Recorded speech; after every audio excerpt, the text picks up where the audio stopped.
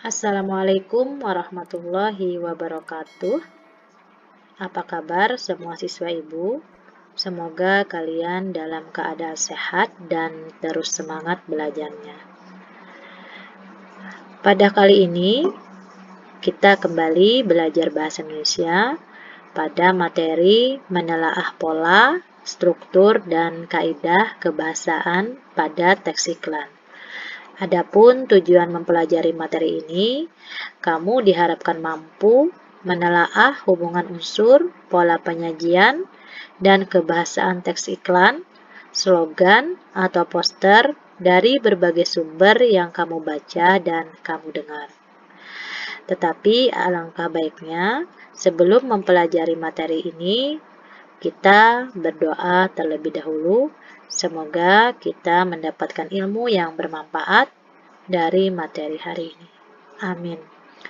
Anak-anak ibu yang ibu sayangi, adapun materi kali ini merupakan kelanjutan dari materi selanjutnya sebelumnya, yaitu yang pertama kalian sudah mempelajari materi menentukan unsur-unsur teks iklan, slogan, dan poster. Dan yang kedua, kalian sudah mempelajari materi menyimpulkan informasi dan pesan dalam teks iklan. Dan hari ini adalah materi yang ketiga, materi lanjutan, yaitu menelaah pola, struktur, dan kaidah kebahasaan iklan. Baiklah anak-anak ibu, kita masuk pada pola-pola penyajian iklan. Ya. Iklan dapat kamu temukan dalam berbagai tempat dan sepanjang waktu, artinya kapan saja dan di mana saja kamu dapat menemukan atau melihat iklan atau bahkan mendengar iklan, ataupun baik berupa juga slogan maupun poster. Iklan dapat disajikan secara tertulis, misalnya melalui surat kabar, majalah, internet, ataupun media-media lainnya. Sementara itu, poster dapat ditemukan dalam bentuk pajangan, ya, di tempat-tempat umum, ya, di tempat-tempat yang terbuka yang bisa dilihat oleh halayak ramai. Kita beralih ke halaman 2. Dalam penyajian secara lisan, iklan dapat kamu simak melalui radio dan televisi. Khususnya iklan di televisi ataupun dalam laman-laman internet, iklan merupakan gabungan teks iklan, tertulis, dan gerak. Bentuk-bentuk iklan tersebut tentu saja memiliki karakter masing-masing dalam pola penyajiannya. Ya. Pola penyajian iklan yang pertama yaitu dalam bentuk iklan media cetak. Karakter utama dari iklan ini tentu adalah menggunakan bahasa tertulis di dalam menyampaikan pesan-pesannya. Di samping mengutamakan kejelasan dalam kata-katanya, iklan di media cetak juga mengandalkan desain grafis seperti warna dan bentuk huruf, tata letak, serta gambar-gambar yang menarik, ya, dan yang mencolok. Iklan di media cetak memiliki beberapa macam berdasarkan keluasan ruang atau space-nya. Ya. Jenis iklan di media cetak yang pertama adalah iklan baris, yaitu iklan yang pemasangannya berupa baris-baris. Teks ini disajikan sangat terbatas, tidak ada gambar ataupun ilustrasi dalam iklan ini. Teksnya pun banyak mengalami penyingkatan. Karena teksnya ini sangat terbatas, sehingga teksnya banyak mengalami penyingkatan.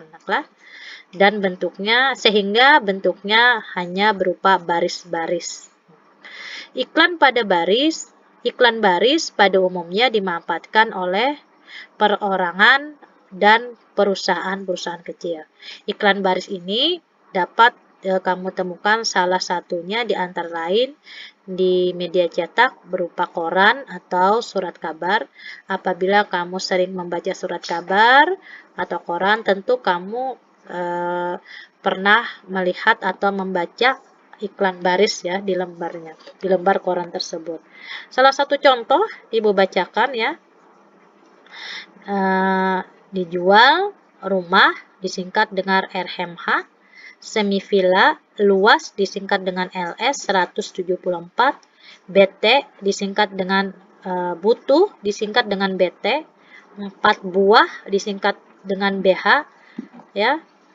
Butuh 4 buah kolam, air bagus, cocok disingkat dengan CCK, untuk disingkat dengan UTK, peristirahatan, hubungi disingkat dengan HUB, 3283799 tanpa perantara disingkat dengan TP. Jadi sekali lagi yang Ibu bacakan ini adalah contoh iklan baris yang pemasangannya dalam bentuk baris-baris. Ini kebetulan 2 baris. Teks yang disajikan sangat terbatas dan mengalami teksnya banyak atau katanya banyak mengalami penyingkatan seperti rumah RMH, luas LH, butuh BT, buah BH, cocok CCK, UTK, ya, untuk UTK, dan hubungi ini adalah HUB, tanpa perantara ini adalah TP. Anak Ibu, perlu kalian ingat, dalam sebuah iklan ini memiliki ada yang memiliki fakta dan ada yang memiliki opini. Sekali lagi, dalam sebuah iklan perlu kalian ingat memiliki opini dan memiliki fakta. Contoh fakta, ya, artinya sesuatu yang tidak diragukan lagi, sesuatu yang benar, sesuatu yang pasti. Contohnya hubungi atau HUB, nomor telepon 3283799. Nah, ini adalah iklan yang di dalamnya memiliki sesuatu yang pasti, yang nyata, ini hubungi. Jadi seseorang yang ingin membeli pila ini bisa menghubungi nomor telepon ini. Kemudian rumah semi pila, luas 174, ya, 4 buah kolam.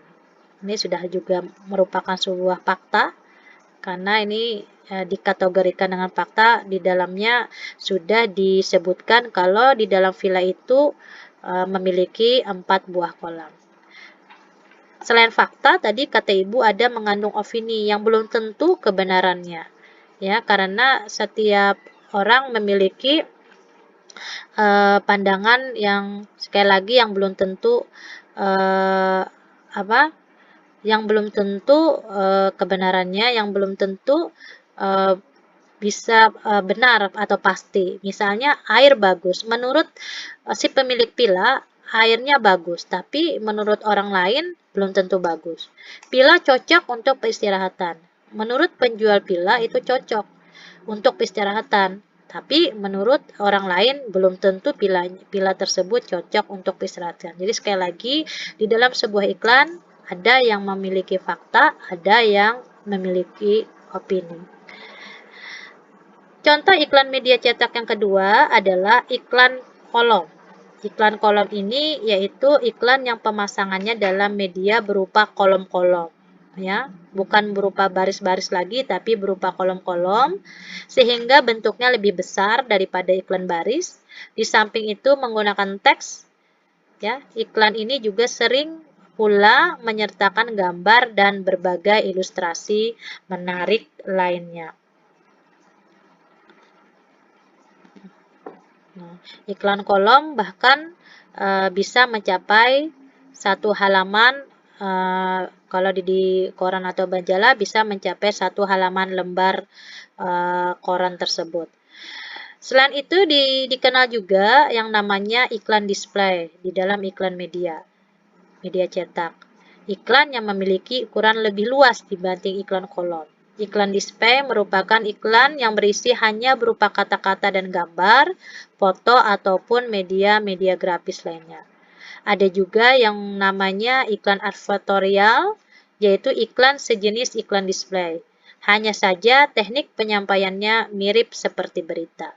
Contoh iklan advertorial yaitu iklan yang berkenaan dengan pelayanan jasa kesehatan, pengobatan alternatif, pengenalan perusahaan atau produk baru dengan informasi yang lebih lengkap atau lebih kompleks.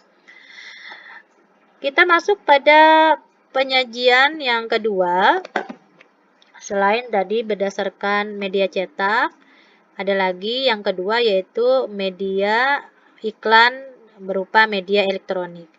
Iklan berupa media elektronik ini merupakan iklan berbasis perangkat elektronik yang mencakup beberapa unsur seperti iklan radio yang mengandalkan efek suara, ya, bisa berupa tuturan, musik maupun bunyi-bunyi. Iklan elektronik yang kedua, iklan televisi yang mengandung unsur suara, gambar, dan gerak. Iklan elektronik yang ketiga adalah iklan film. Iklan film ini tersaji dalam judul film, produk sinema. Iklan film biasanya muncul sebelum film utama diputar atau dimainkan. Di samping karena medianya, ada beberapa iklan juga yang dilihat dari berdasarkan isinya. Ya. Jadi tadi ada iklan yang berdasarkan medianya, yaitu media cetak dan media elektronik. Yang kedua, iklan berdasarkan isinya, yaitu iklan pemberitahuan. Yang pertama adalah iklan pemberitahuan. Iklan ini lebih berfokus pada kepentingan untuk memberitahu halayak ya atau orang banyak atau masyarakat mengenai suatu hal, baik itu berupa suatu peristiwa, suatu keadaan atau hal lainnya. Iklan jenis ini umumnya dipasang oleh per orang atau suatu keluarga. Namun, ada pula yang dipasang oleh perusahaan-perusahaan, misalnya yang berupa pemberitahuan, pembubaran perusahaan, rapat pemegang saham, dan yang lainnya. Berikut contohnya, ini adalah iklan pemberitahuan yang menyatakan kepada halayak bahwa pada pertanggal 31 Juli 2015, cabang perseroan terbatas PT Maju Mundur berkedudukan di Kabupaten 30 telah dibubarkan. Ya. Contoh lain dari iklan pemberitahuan adalah mengenai iklan misalnya iklan turut berduka cita, ya, iklan kehilangan orang hilang, ya, dan lain sebagainya. Kedua adalah iklan layanan masyarakat. Iklan ini bertujuan memberikan penerangan atau penjelasan kepada masyarakat. Contohnya, ya, ayo peduli pajak. Artinya mengajak kita untuk peduli dengan cara membayar pajak. Contoh lain adalah iklan keluarga berencana mengajak kita untuk sebisa mungkin berprogram dalam membentuk keluarga 2 anak cukup. Dan iklan pentingnya menerangkan bahwa bahaya tentang narkoba atau juga bahayanya tentang merokok. Pengguna iklan ini umumnya pemerintah dan lembaga swadaya masyarakat. Yang ketiga adalah iklan penawaran. Iklan ini bertujuan untuk menawarkan suatu produk atau jasa. Iklan penawaran jasa disebut juga dengan iklan niaga dan iklan lowongan pekerjaan. Jadi di dalam iklan penawaran ini sesuatu yang bertujuan untuk menawarkan suatu produk atau barang ataupun juga menawarkan jasa. Berikut ini contoh iklan lowongan pekerjaan suatu perusahaan swasta nasional yang bergerak di bidang penerbitan buku yang memerlukan tenaga berupa marketing, administrasi, dan sales promotion boy. Nah, materi yang terpenting dari kita kali ini adalah bagaimana atau apa saja struktur teks iklan. Bisa kalian lihat pada halaman 46. Nah, ya. Pada umumnya, struktur teks iklan itu terbagi menjadi 2 ya, naklah. Pada umumnya, yaitu yang pertama, struktur pengenalan produk. Nah, ini biasanya pengenalan produk ini disebut dengan judul teks. Dan judul teks ini pada iklan sebenarnya ada yang judulnya, ada yang berjudul, ada yang tidak berjudul ya. Itu tergantung iklan yang disajikan. Tapi sekali lagi tadi pada umumnya struktur iklan itu berisi tentang pengenalan produk yang disebut dengan judul teks, meskipun ada sebagian iklan yang tidak berjudul. Yang kedua, ini adalah pernyataan persuasif.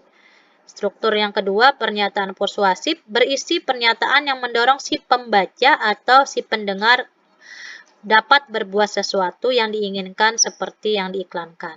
Bagian ini biasanya berupa pernyataan atau kelebihan produk yang ditawarkan. Nah, ini Ibu contohkan, kita kembali ke halaman 45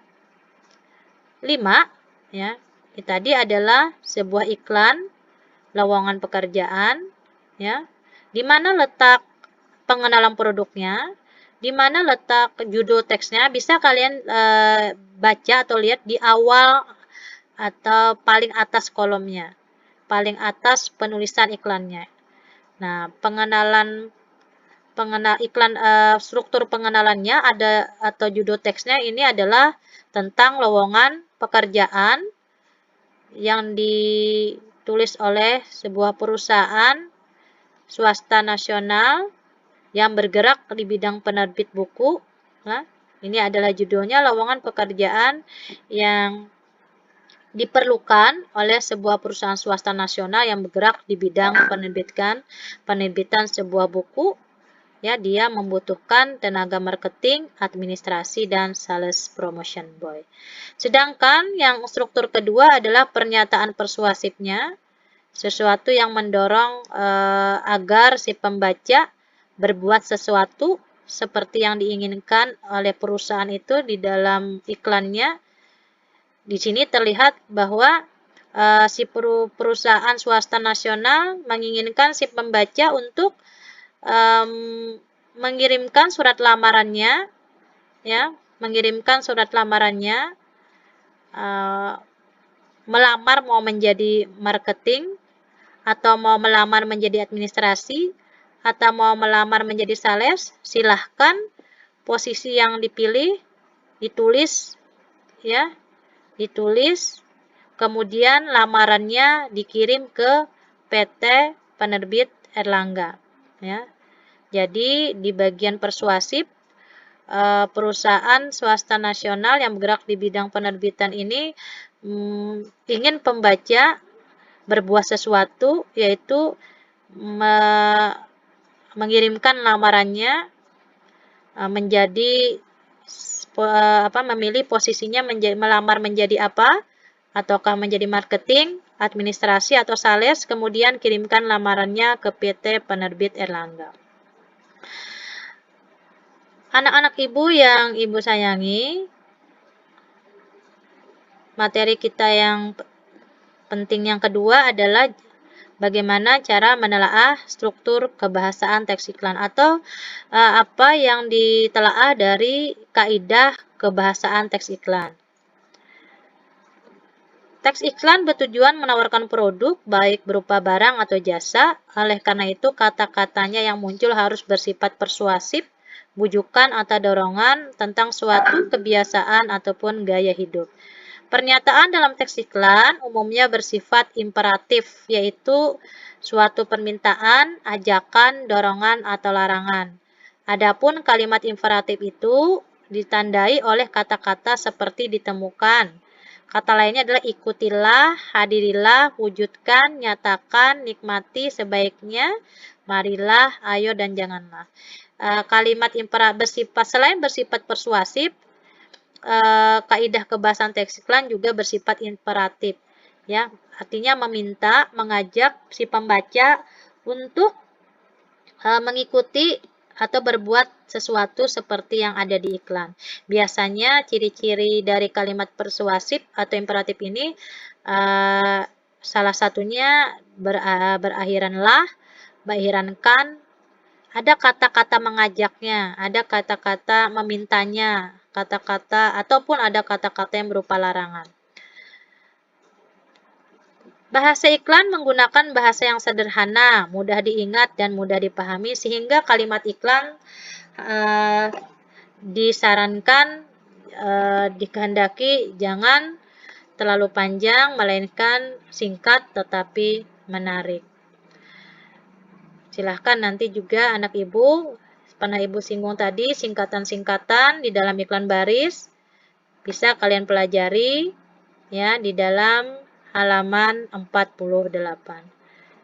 Demikian anak ibu yang bisa ibu sampaikan. Semoga melalui materi kali ini kalian mendapatkan ilmu yang bermanfaat, ya, kalian bisa memahami apa yang ibu jelaskan. Terima kasih. Assalamualaikum warahmatullahi wabarakatuh.